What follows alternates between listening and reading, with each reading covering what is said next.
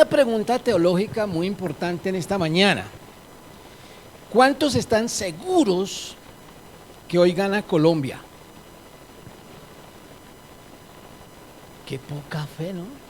Poquiticos. Monchito también, ¿sí? Eso sí lo escuchó. Pues como hay tan poquitos, entonces hago otra pregunta. ¿Cuántos tienen miedo que pierda Colombia? Hay más con miedo que seguros. Interesante, ¿no? Bueno, pues es posible que lo que la palabra nos habla en esta mañana les haga reflexionar sobre la camiseta que llevamos puesta. Y estamos enfatizando en el contexto de Isaías esta semana, o digamos este mes, en estas últimas semanas, estamos hablando acerca de que Dios, el Señor, Jehová, como aparece ahí en Isaías, no acepta comparaciones, ¿no? El Señor no acepta comparaciones. La invitación hace 8 días es a que toda esta semana usted hubiera estado, cada vez que se despertaba, cada mañana al despertar dijera, antes de comenzar el día, el Señor no acepta comparaciones. No sé cuántos lo hicieron, cuántos se acordaron, pero bueno, vamos a estarlos recordando cada 8 días para que usted siempre al despertar y al comenzar su jornada repita, recuerde que el Señor no acepta comparaciones. Y la razón es que en estos capítulos del 40 al 46 se reitera esa afirmación, no en estos términos, pero de diferentes formas Dios nos deja ver que Él no permite, que Él no acepta, que Él es único, Dios único, no acepta comparaciones. Pero en cada capítulo está, a pesar de que se reitera este asunto, hay como ciertos matices que nos permiten en cada capítulo destacar algo sobresaliente, algún elemento importante. Hace 8 días veíamos que Él es el único que puede brindar esperanza y fortaleza, por eso no acepta comparaciones, porque es el único que brinda esperanza y fortaleza. Hoy vamos a mirar el capítulo 41, donde una vez más está enfatizando este asunto, pero con un matiz muy particular, y yo les voy a invitar para que lo veamos o para que lo leamos.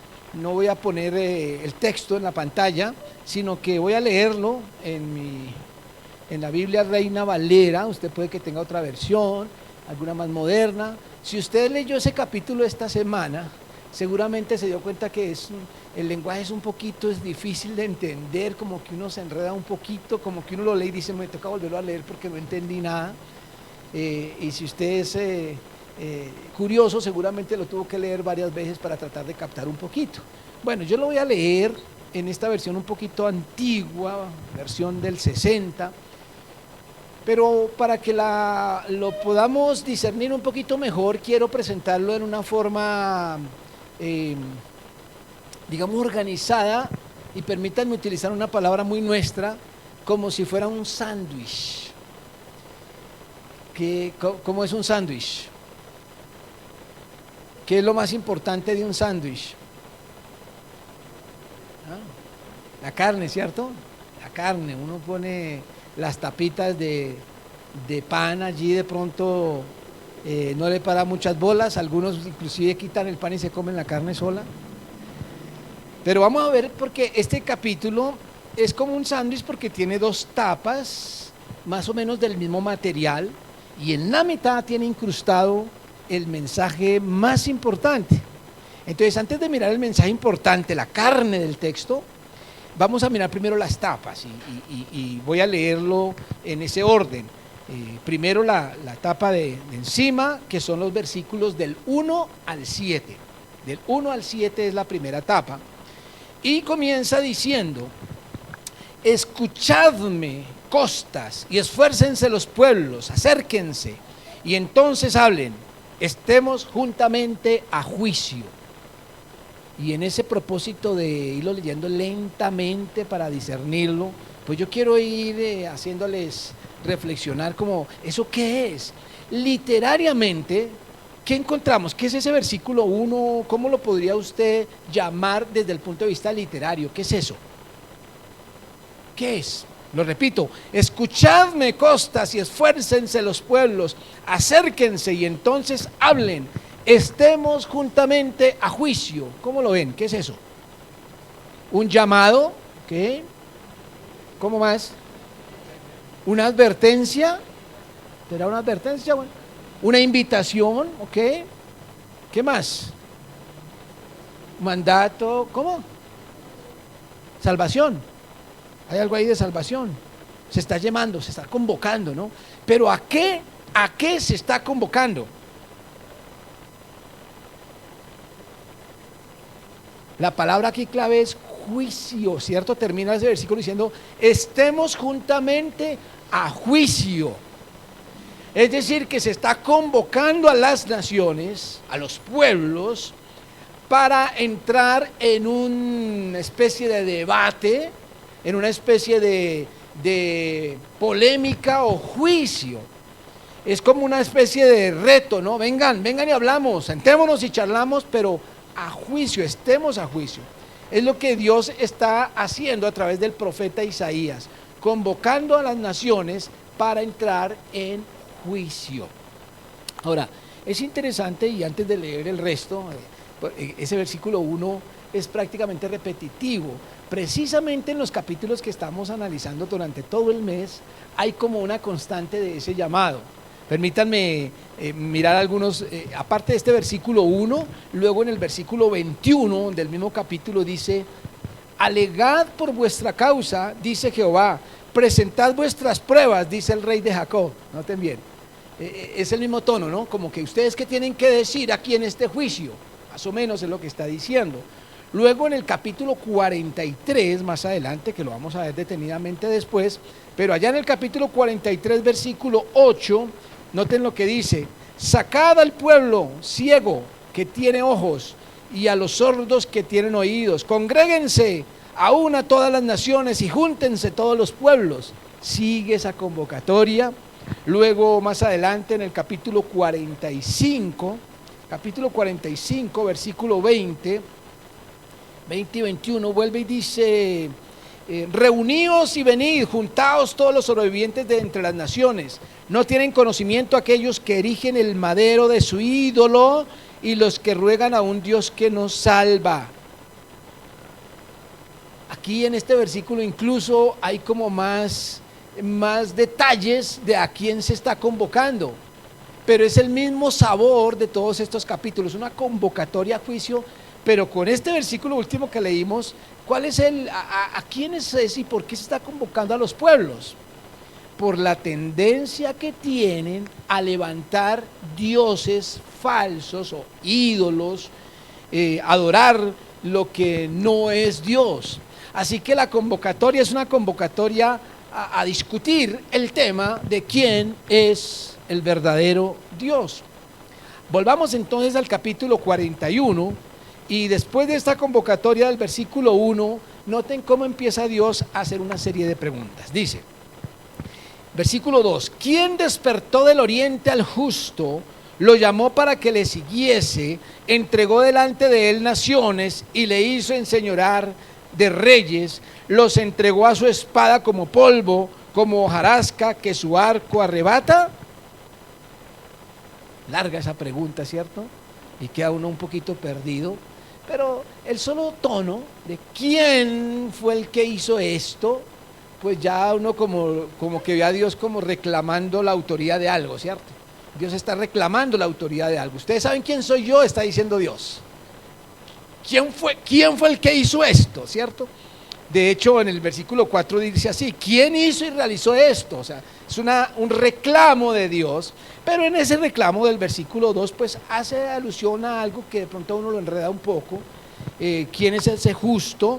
Pero básicamente lo que Dios está es echando en cara a esa convocatoria que hizo, a esas naciones, a esos pueblos, que fue Él quien llamó aquí dice el justo, no sabemos quién es, tal parece que se refiere a algún rey, alguna nación que se apoderó o que dominó el mundo de ese entonces, particularmente a los babilonios que habían subyugado a los israelitas. Recuerden que los israelitas caen bajo el yugo de Babilonia, pero luego Dios utiliza a los persas para invadir o para atacar, digamos, a estos enemigos de Israel. Entonces Dios como que hace ese reclamo, si en cuanto al tiempo es digamos, controversial, algunos donde colocan el reclamo de Dios con respecto a cuando sucedió el tema. Lo importante aquí para nosotros es que Dios está atribuyendo eso.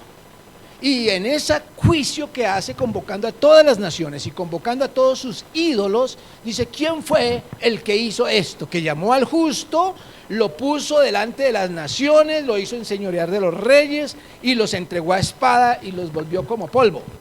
¿Cierto? En el versículo 3 dice: lo siguió, pasó en paz por camino donde sus pies nunca habían entrado. Es decir, él guió a ese rey, él guió a ese ejército, él guió a ese justo, a ese poderoso, para poder pasar por camino seguro y dominar la tierra. Luego el versículo 4 dice: ¿quién hizo y realizó esto? ¿Quién llama a las generaciones desde el principio? Y dice, porque todos se quedan callados: yo, Jehová, el primero y yo mismo con los postreros. Es decir, no hay otro autor sino yo. Claro, no hay nadie que responda. Dice el versículo 5, y mirando la imagen del juicio, ¿no? Porque para que podamos dominar, digamos, lo que está pasando acá, como él hace la convocatoria a las naciones y a los ídolos, y les hace esta pregunta como diciendo: ¿ustedes saben quién hizo esto? Entonces la pregunta está en el ambiente. El versículo 5 en adelante muestra cuál fue la respuesta. La respuesta de estos convocados al juicio, ¿cuál fue? Versículo 5 dice: las costas vieron y tuvieron temor. Los confines de la tierra se espantaron. Se congregaron y vinieron. Cada cual ayudó a su vecino y a su hermano dijo: esfuérzate. Es decir, empezó a, por lo menos en un lenguaje figurado aquí, esa convocatoria de Dios a las naciones y a los ídolos, lo presenta como que ellos empezaron a animarse para ir al juicio.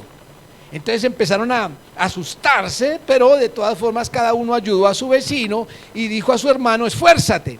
Dice el versículo 7, el carpintero animó al platero y el que alisaba con martillo al que batía en el yunque, diciendo: buena está la soldadura, y lo afirmó con clavos para que no se moviese. Difícil, ¿cierto? ¿A qué se está refiriendo? ¿Habían escuchado esas palabras antes en el capítulo anterior, por ejemplo? Es decir, como son los ídolos formados por manos humanas, lo que Dios está convocando, a ver quién se va a enfrentar a él en juicio, porque él está desafiándolos a un juicio, a ver quién es Dios.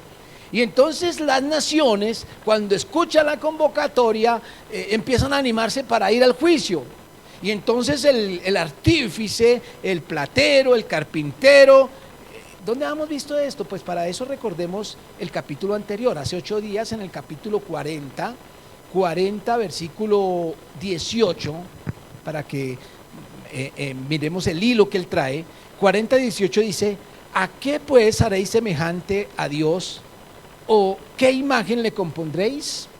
El artífice prepara la imagen de talla, el platero le extiende el oro y le funde cadenas de plata. El pobre, recuerden, como no tiene plata ni oro, entonces escoge para ofrecerle madera que no se apolille. Se busca un maestro sabio que le haga una imagen de talla que no se mueva, que no se vaya a caer la imagen. Aquí retoma esa idea y dice que ellos empiezan a animarse uno a otro y decir: vamos, vamos a la convocatoria que se está haciendo, pero entonces empiezan a afirmar esas imágenes con clavos para que no se mueva.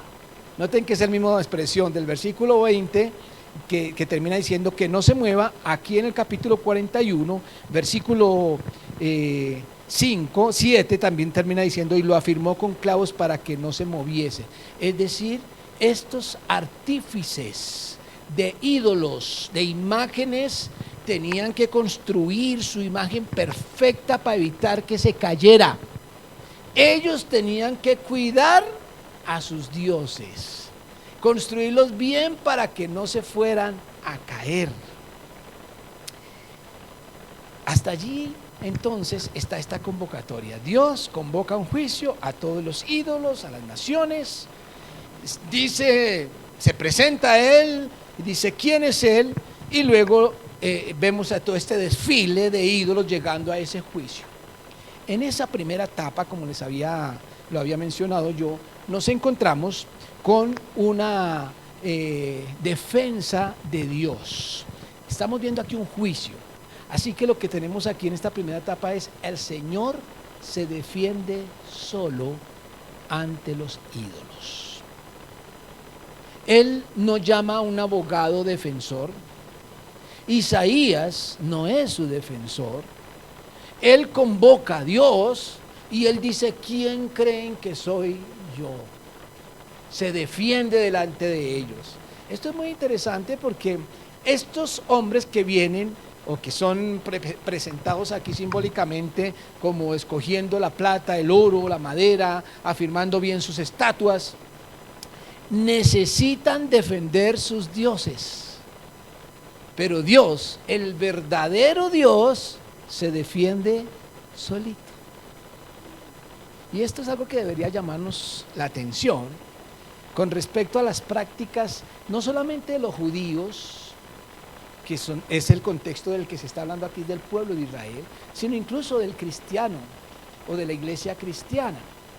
En la teología cristiana hay una área que se conoce como la apologética. Y la apologética, los primeros que practicaron lo llamaban los apologistas. Se entiende como persona que defiende la fe o que defiende la iglesia. Ahora, en esa práctica de hacer apología o apologética, la iglesia ha pensado que a Dios hay que defenderlo contra todas las demás religiones o naciones, y por eso la iglesia ha caído en guerras históricamente religiosas para defender la fe o la religión. Y entonces nos hemos enfrentado a una serie de guerras religiosas, no solamente en la época de Israel, que sucedía efectivamente, sino también en las épocas del cristianismo. Hemos tenido que enfrentar guerras de tipo religioso. De alguna forma, lo que vemos hoy en día en Medio Oriente entre Israel y los pueblos musulmanes tiene un tinte bastante religioso. Y muchos llegan a pensar que es que nuestro Dios hay que defenderlo.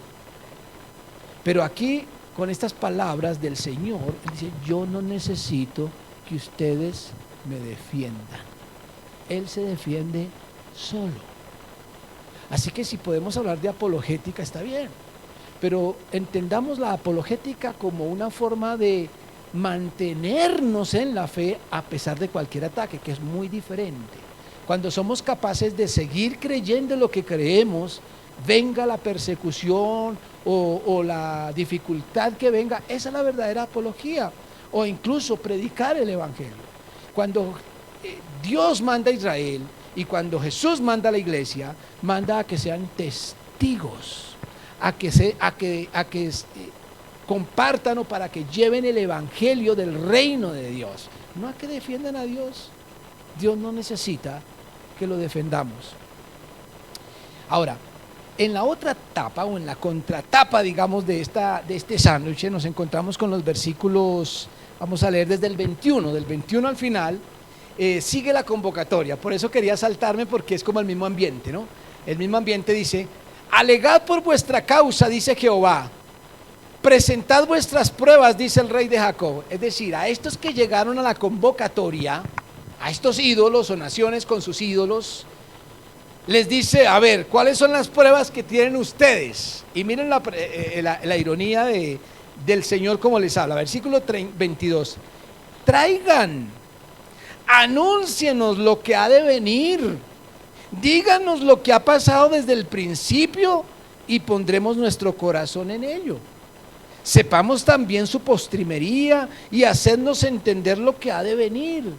Es decir, dioses, ídolos, háblenos del futuro, háblenos de cómo fueron todas las cosas, enséñenos para nosotros creerles, ¿cierto? A ver qué tan dioses son. Eso es lo que está diciendo Dios, es un desafío directo. Versículo 23 dice, dadnos nuevas de lo que ha de ser después, para que sepamos que vosotros sois dioses. O a lo menos haced bien o mal, para que tengamos que contar y juntamente nos maravillemos. Es decir, hagan algo a ver si vale la pena adorarlos. Es lo que está diciendo Dios. Que se vea que ustedes son dioses, hablen del futuro, anuncien. Aunque se hagan mal, es chistoso porque dice, aunque sea malo, pero hagan algo. Ellos están allí quietos, mudos, porque son solamente imágenes hechas por los hombres. Entonces, el versículo 24, no sé si Dios dejó un silencio y termina diciendo, he aquí que vosotros sois nada. Y vuestras obras vanidad, abominación es el que os escogió. Ni siquiera sirven para hacer algo malo, pero sorprendente. No sirven para nada. Entonces en el versículo 25 retoma el tema de lo que él sí ha hecho.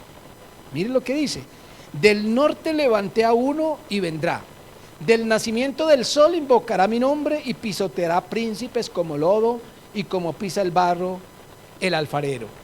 ¿Quién lo anunció desde el principio para que sepamos, o de tiempo atrás y diremos, es justo?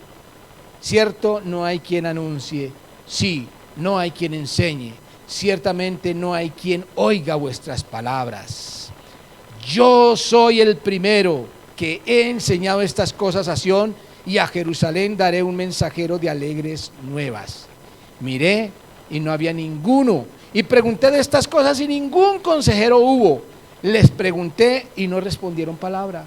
He aquí, todos son vanidad y las obras de ellos nada.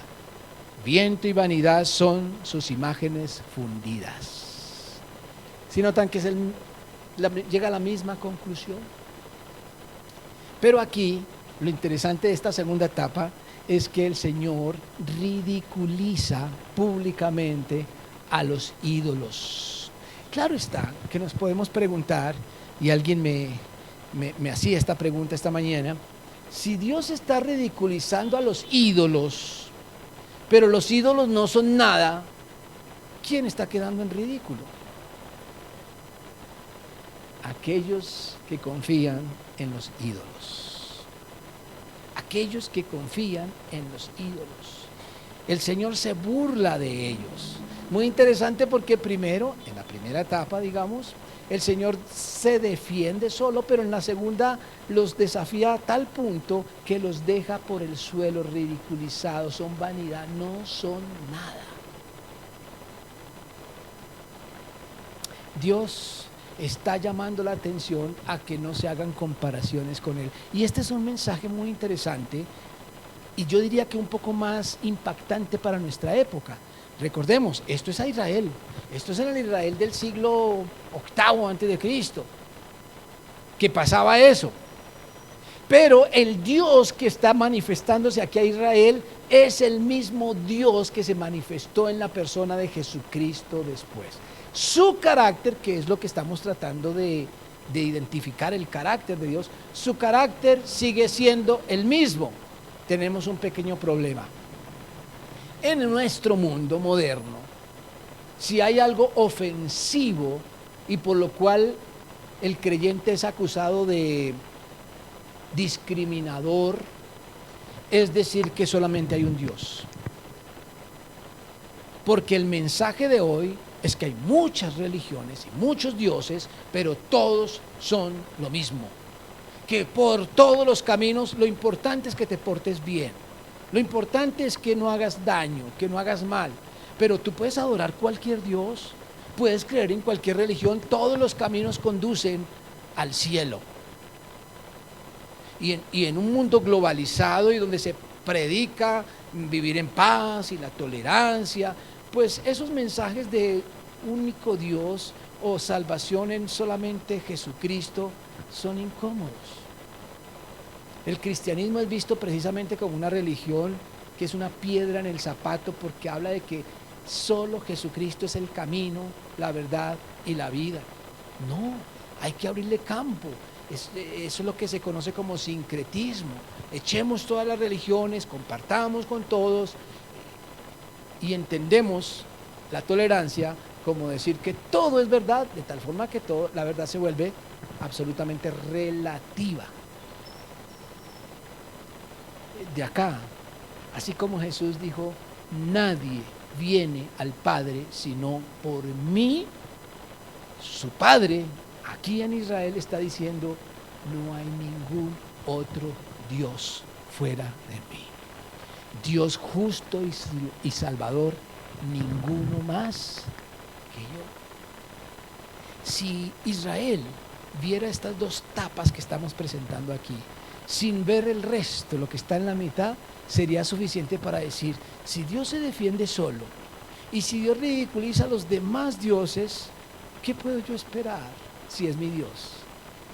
Pues eso lo dice Dios en la mitad, en lo que vamos a llamar la carne del mensaje, que son los versículos 8 al 28, 8 al 20, perdón.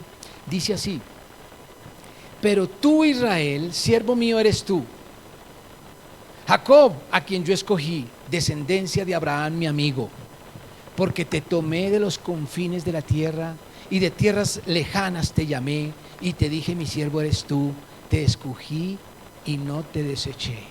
No temas, porque yo estoy contigo. No desmayes, porque yo soy tu Dios que te esfuerzo. Siempre te ayudaré, siempre te sustentaré con la diestra de mi justicia. ¿Sí notan el tono diferente? Es como si Dios tuviera convocados a todos los ídolos, a todas las naciones que adoran esos ídolos, los reta, los desafía, los ridiculiza, pero aquí en esta porción del centro como que gira y se dirige a Israel que cree en él, al Israel que cree en él.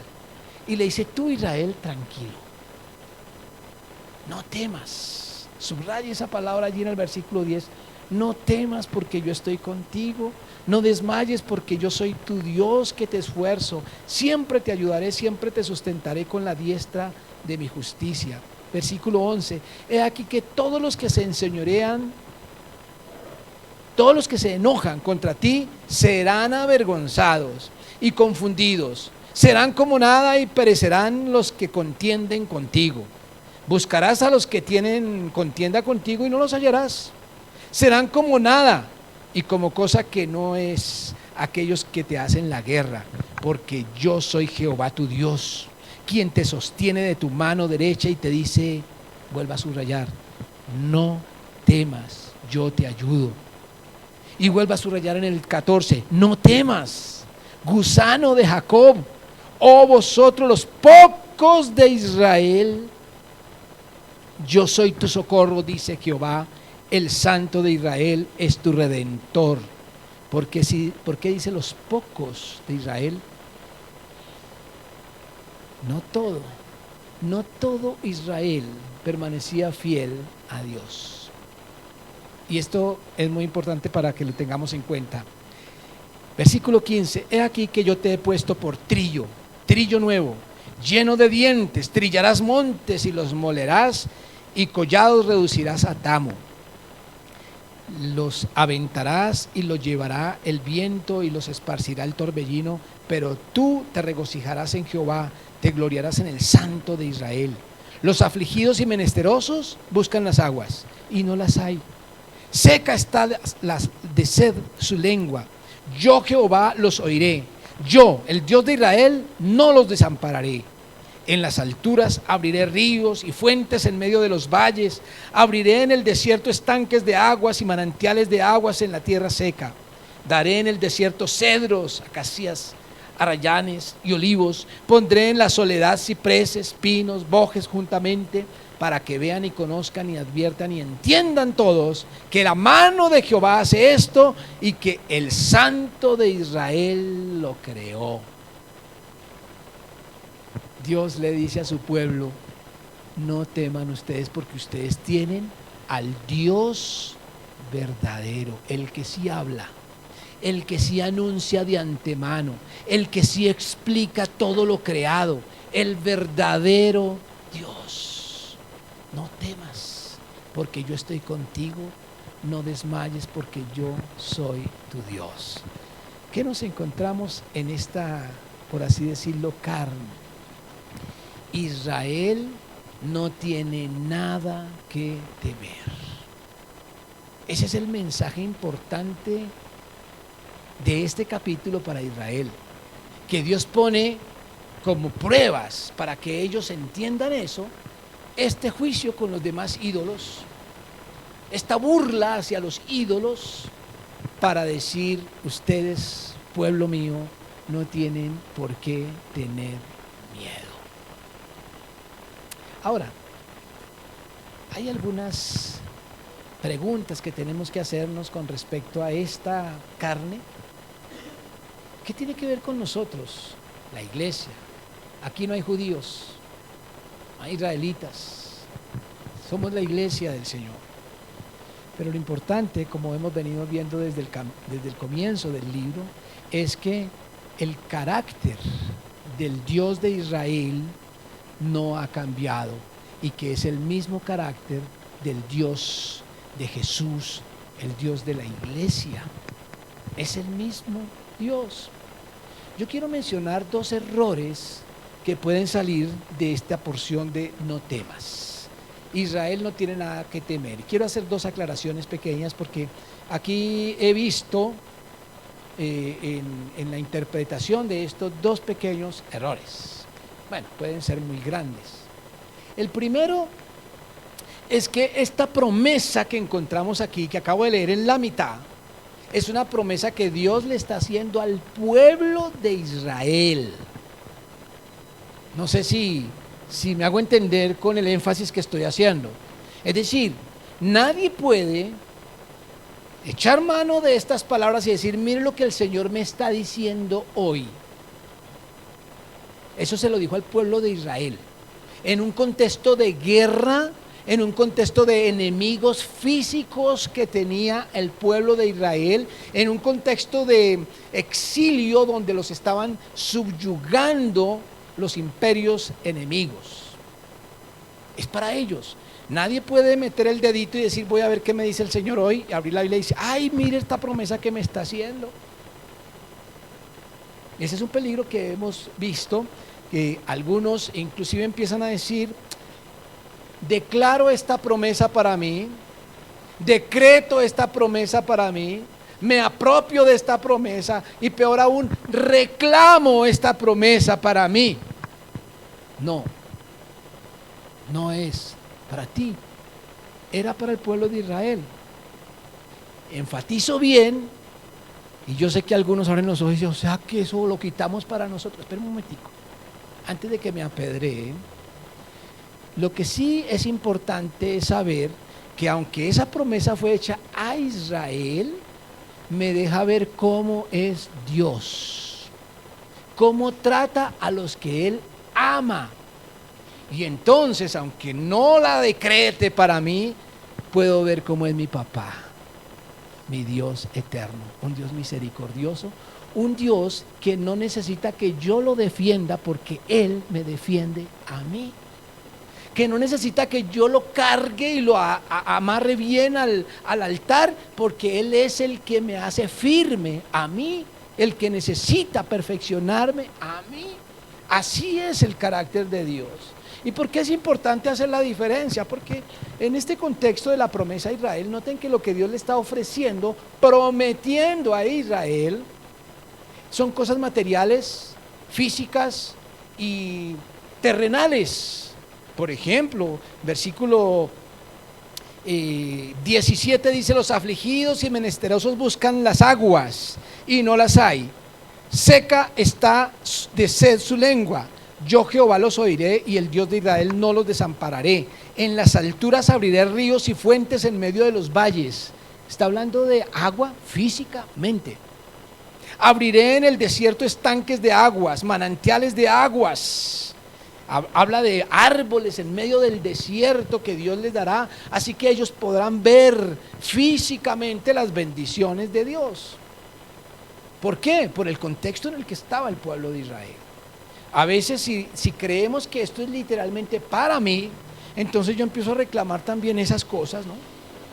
Yo empiezo a pedir, incluso aquí hay una promesa de que el pueblo de Israel trillará a sus enemigos. Ay, Señor, declaro esto, que yo pueda acabar con todos mis enemigos y sembrar ideas inclusive violentas y de venganza sobre los demás, porque el Señor me lo está prometiendo. El Señor le promete a Israel cosas materiales. Les dice cosas como, por ejemplo, ustedes serán cabeza y no cola. La gente tendrá que pedirles a ustedes prestado, ustedes no tendrán que pedir prestado. Ay, Señor, mira lo que me está diciendo a mí. No, eso no es para ustedes, eso es para Israel. Pero Dios sí es el mismo y por lo tanto puedo descansar. La palabra más importante que aquí usted puede subrayar, la que le dije que subrayara porque aparece 3 veces, esa sí es para usted y para mí. No temas. No temas. Con un Dios como el que tenemos, ¿qué podemos temer? El segundo error que hay que evitar es el de pensar que el Israel al que está hablando aquí es el mismo nación geográfica que hoy en día existe como Israel. ¿Por qué? Porque estamos en un contexto de guerra. Israel está en guerra. Entonces cuando uno lee esto dice, ay, mire lo que dice la Biblia. O sea que lo que está pasando allá es que Dios los está usando para matar a toda esa gente. Dios está hablando al Israel que teme a Dios. Dios está hablando del Israel que es fiel a Dios. Y tanto hoy como en esa época había un Israel desobediente, apartado de Dios, vengativo, mentiroso e incluso hasta idólatra. Por eso dice a los pocos de Israel. Dios no justifica la maldad del ser humano, ni el de ayer, ni el de hoy. ¿Qué hay detrás, espiritualmente hablando? ¿Qué hay detrás de la guerra hoy en día? No lo sé. No lo sé. Ni justifico, ni condeno a nadie. Pero lo que sí les pido es que no pensemos que porque aquí se menciona a Israel como el escogido de Dios, entonces esto entra a justificar cualquier atrocidad que cometan los hombres que están al frente de una nación llamada Israel. No caigamos, es el otro error en el que podemos caer. Dios nos llama a la piedad, a la misericordia, a la imitación de Jesucristo, y en esa medida y en esa búsqueda dice: no temas. ¿A qué le temes tú? Hay diferentes temores. Hay diferentes temores. Hay temores a cosas trascendentales, a un desastre, a la muerte, inclusive a una enfermedad grave. Gente que le teme a cosas muy graves, muy peligrosas, muy miedosas. Pero hay gente que le teme a cosas pequeñas, como perder un partido de fútbol. Hablando de artífices, por ejemplo, yo tengo aquí una obra de un artífice, vea. ¿Sí? Esto es lo que significa crear con las manos, algo, ¿cierto? Una obra de arte. Era como las que se realizan aquí. La pregunta es, ¿para qué se hace? ¿Cierto? ¿Para qué se hace? ¿Qué son nuestras banderas de Colombia, que amamos tanto, nuestras camisetas, nuestro equipo de fútbol? ¿Qué representan para nosotros? Una cosa es el arte y la creación y las cosas que nos apasionan, y otra cosa es el lugar que ocupan en nuestra vida. ¿Qué va a pasar cuando perdemos algo que consideramos un ídolo o algo que marca nuestra vida? Alguien me preguntó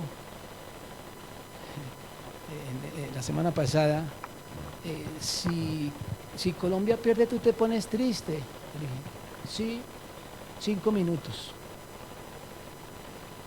5 minutos. Pero ¿qué es lo que vale realmente? ¿A qué es lo que debemos temer? Y sobre todo, ¿en quién debemos descansar? El fútbol es un ídolo, es un dios para muchos. Ha generado inclusive religiosidad, iglesias de adoración a personajes. Y hay gente que no teme, obviamente algunas veces se usa de una forma simplemente coloquial, pero personas que responden, ¿quién es su ídolo? Y mencionan sus ídolos. ¿Qué tal esos ídolos traídos a este juicio delante de Dios?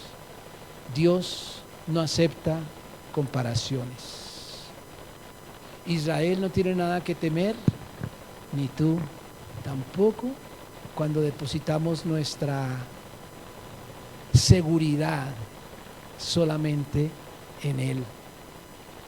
Dios es el único que brinda seguridad.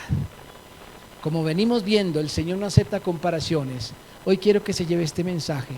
Dios es el único que brinda seguridad para aquello trascendental como la vida.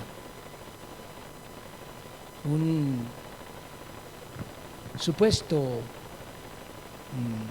predicador, digamos, presenta el partido de fútbol de hoy como una bendición de Dios y declara que Dios ya ha dado el triunfo y habla de decretar, digamos, un triunfo.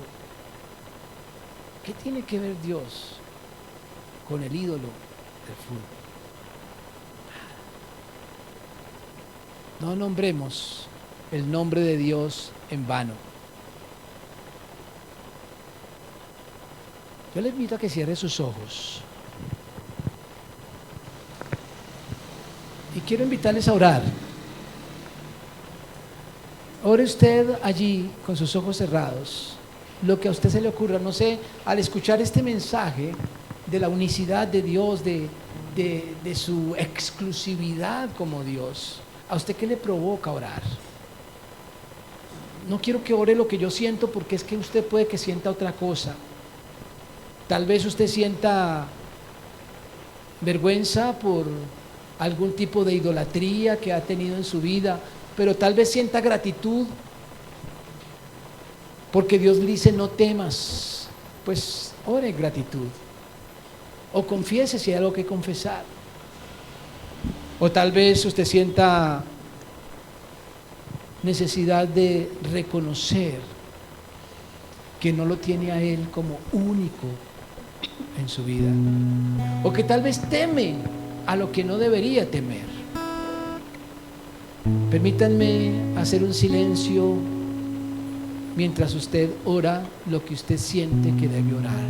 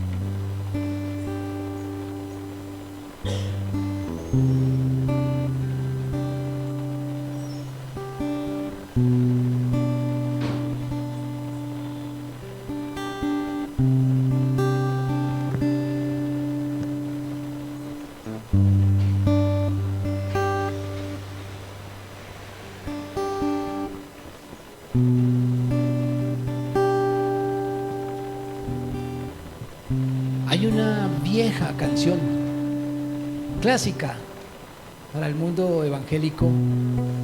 Yo quisiera que la recordáramos en esta tarde para terminar. ¿Qué tal si nos ponemos de pie y decimos: no hay Dios tan grande como tú?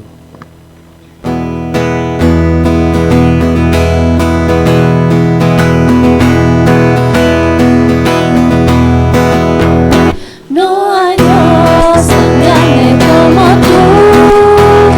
No lo hay, no lo hay. No hay Dios tan grande como tú. No lo hay, no lo hay. No hay Dios que pueda hacer las obras como las que haces tú.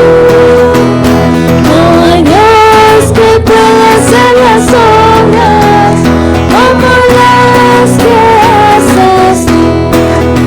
No es con espada ni con ejércitos, no es con su Santo Espíritu. No es con espada ni con ejércitos, no es con su Santo Espíritu. Y esta iglesia se moverá, y esta iglesia se moverá, y esta iglesia se moverá por su Santo Espíritu. Gracias te damos, Señor, porque eres un Dios incomparable. Y gracias porque podemos descansar en esa exhortación: no temas, porque tenemos un Dios incomparable. Te exaltamos y te damos la honra en el nombre de Jesús. Amén. Que Dios les bendiga.